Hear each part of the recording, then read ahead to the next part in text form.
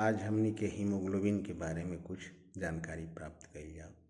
Haemoglobin हमनी के खून में पावल जाला, जौना के HB कहल जाला। ओकर मात्रा हमनी के शरीर में पुरुष में 13.5 से लेके 17.5 ग्राम पर DL यानी पर डेसीलीटर रहे के चाहिए।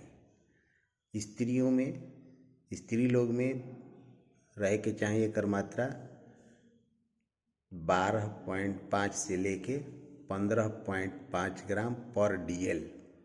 ए पर ध्यान दी, अगर एकरा से कम रही तो ई माने के बा कि हीमोग्लोबिन कम बा। हीमोग्लोबिन हमनी के शरीर में बहुत जरूरी चीज है। हमनी के शरीर के अंतर्गत हीमोग्लोबिन की मात्रा एकदम मेंटेन करे के चाहिए। ओकरा के जौन ओकर नियोजित मात्रा बा, जौन नियमित बा, ओकरा के हमेशा बैलेंस बना के, संतुलन बना के रखे के चाहिए। बार बार ओकर चेकअप करावत रहे के चाहिए कि हमनी के शरीर में हीमोग्लोबिन की मात्रा संतुलित रहे। हीमोग्लोबिन अगर कम हो जाता तो देखिए ओकरा में कुछ बीमारी बा, हम बताओ तनी। जैसे एनीमिया हो जाई, रक्ताल्पता कहल जाला ओकरा के, खून के कमी हो जाई, किडनी संबंधी बीमारी, लीवर संबंधी बीमारी, हृदय संबंधी बीमारी, ब्लड प्रेशर वगैरह, ये सब ये तरह के प्रॉब्लम समस्या बनेला ओकरा से। तो अपना हीमोग्लोबिन के हमेशा ध्यान देवे के चाहिए। अब एकरा के कैसे पूरा कइल जाई एकरा बारे में देखे के बा। कुछ ऐसा खाद्य पदार्थ बा, जौन ऐसा चीज हमनी के खाए पिए वाला चीज बा जौना से कि हीमोग्लोबिन मेंटेन रहेला।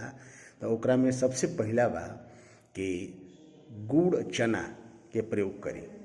गुड़ एकदम प्योर जौन देहाती गुड़ बा, खाँटी, जौन की ईख से बनेला, तो वो गुड़ के प्रयोग करी, चना के प्रयोग करी, किशमिश के प्रयोग करी।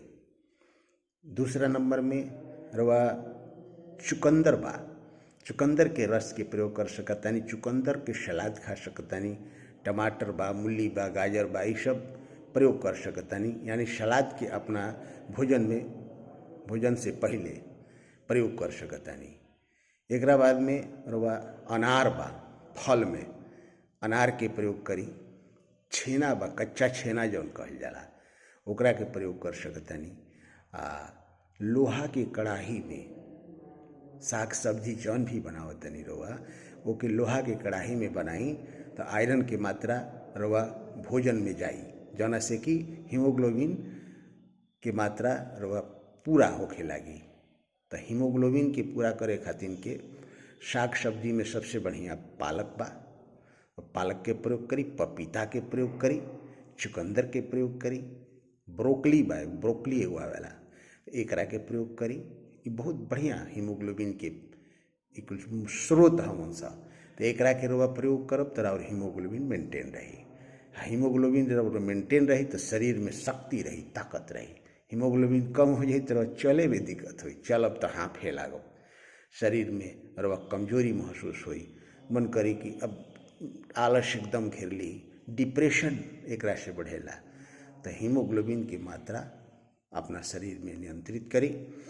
का खाए के बा, का पिए के बा, कैसे रहे के बा, अनुलोम विलोम हमेशा करत रहे के चाहिए। पाचन तंत्र के मजबूत रखे के चाहिए। हीमोग्लोबिन के दूर करे खातिर जौन मात्रा कम हो जाता तो एकरा के पूरा करे खातिर के, हीमोग्लोबिन की कमी दूर करे खातिर के कुछ ऐसा आयरन की गोली भी आवेली सन कि रवा प्रयोग कर सकतानी, जो बाजार में मिल सकेला। चिकित्सक के देख रेख में ओकरा के प्रयोग करी। कुछ सुई भी बाड़ी सन, इंजेक्शन वगैरह रूप में भी बा, जौन के लगावला से आयरन के मात्रा शरीर में मेंटेन होई तरह और हीमोग्लोबिन संतुलित हो जाई। तो हीमोग्लोबिन कम होखे तो आयरन की मात्रा शरीर में देवे के चाहिए, पर हमेशा ध्यान देवे के चाहिए। जे गर्भिणी बा, जेकरा बाल बच्चा होखे वाला बा, तो ओकरा पर भी हमेशा ध्यान देवे के चाहिए कि ओकर हीमोग्लोबिन मेंटेन रहे। हीमोग्लोबिन कम हो जाई तो रक्ताल्पता हो जाई, वो पांडु हो जाई तो रवा जॉन्डिस भी हो सकेला, जौना कि कामला कहल जाला, यानी लीवर संबंधी बीमारी हम पहले ही बतौनी है। तो हमेशा अपन चेकअप करावत रहे के चाही कि हीमोग्लोबिन हमार कितना बा। न तो हीमोग्लोबिन अगर 8 से कम हो जाता तो जानता नहीं क्या करे के पड़ी। अब वो घड़ी शरीर में बहुत कमजोरी हो जाई तो वो घड़ी यहाँ तक कि खून तक चढ़ावे के पड़ेला। शरीर में रक्त दूसर लेकर के ब्लड बैंक से चढ़ावे के पड़ी, चाहे दूसर के साथी संगतिया भाई बंधु से लेके खून रवा शरीर में चढ़ावे के पड़ी। इससे हमेशा दिमाग में रखे कि चाहिए कि हमार संतुलित जौन बा रहे के चाहिए हीमोग्लोबिन।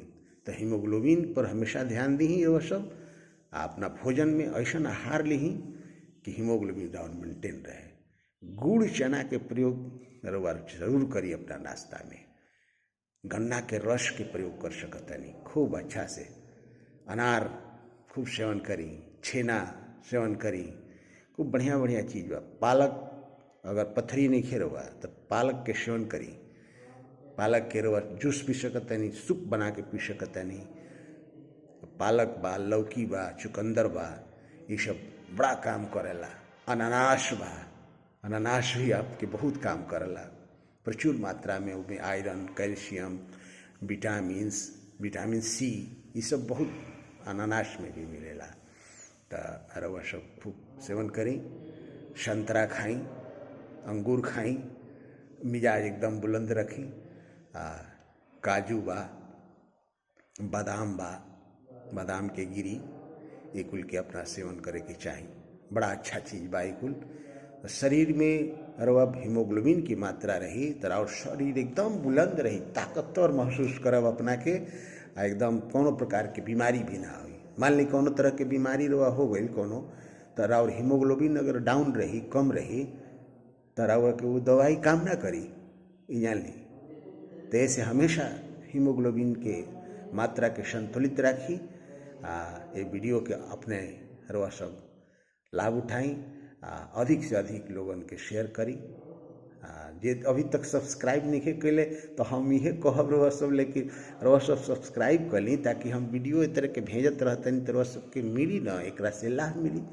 अधिक से अधिक लोग के शेयर करब, भेजब तो वो सबके लाभ करी। देश विदेश सब लोग हमार भोजपुरी सुनेला तो भोजपुरी के जे भी इंटरेस्टेड लोग बा, जे भी एकरा से लगाव रखा था भोजपुरिया समाज के लोग, तो भोजपुरिया जहाँ नहीं हमार सब वीडियो देखेला, देश विदेश के लोग देखेला। हर जगह से मैसेज आवेला, कमेंट भी करेला लोग। सबके हम धन्यवाद देता नहीं। सबके खुश ऐसे ही रहो, प्रसन्न रहो, हीमोग्लोबिन की मात्रा शरीर में बुलंद रखे, अपन संतुलित रखे।